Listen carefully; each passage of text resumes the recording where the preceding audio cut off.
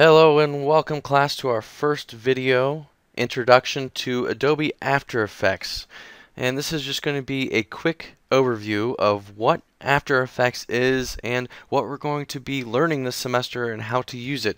But this first chapter is really going to be a basic overview of the application itself, where everything lies, and how you find tools, what they can do, and before we actually get into using the application itself. So what is After Effects? Well, it's a non-linear editing system, or you might hear it called an NLES, that works with layers or compositions. So if you're used to using Premiere Pro or Avid that works in sequences, this is going to be similar where you're going to have a timeline within the composition, but the layers is the main focus of what we're going to be dealing with. And layers are made up of your videos, so footage, your files, if that's MPEGs, MP4s, WAV files, anything like that, text, still images, animation and graphics, even lights or cameras, 3D animation, sounds. So all of those things compile into layers, and that's what we're going to be looking at.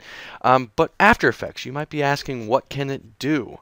And I like to think of it as doing things like simple edits. And I don't mean simple as in easy, I mean as in short edits. So if I've got a narrative short or a narrative film that's anything longer than a minute, maybe 5 minutes, I'm probably not going to edit that in After Effects. But if I'm doing something like title effects, creating title, text, maybe some motion graphics, animation, 3D animation, things of that nature is probably what I'm going to use After Effects for. So that's kind of what the application is really high-end graphic control. And so that's when I always say, when do you use it? When you want the ultimate control to create effects.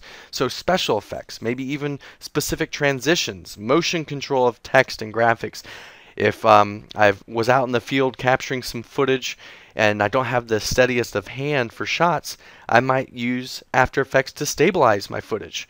And even creating style. So these are some of the things that I can use it for. So when do I want to use it? For ultimate control.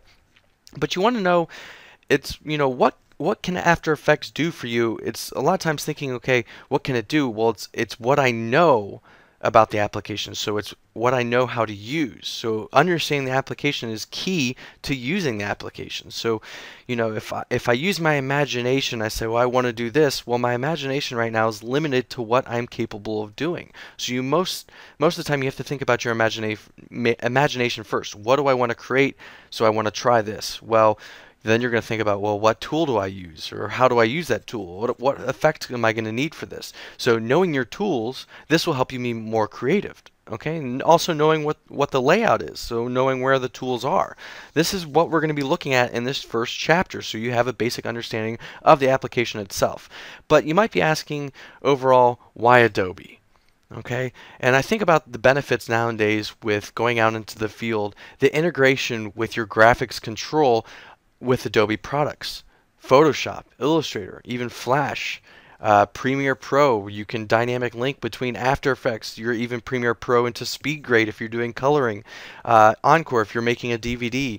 So there's all this dynamic link, what they call in Adobe, and the products are very seamless, which really helps, and it's being used more and more in the field, in the professional field nowadays. So that's an basic overview of Adobe and the After Effects and why we're going to be using it and what we're going to be getting into this semester.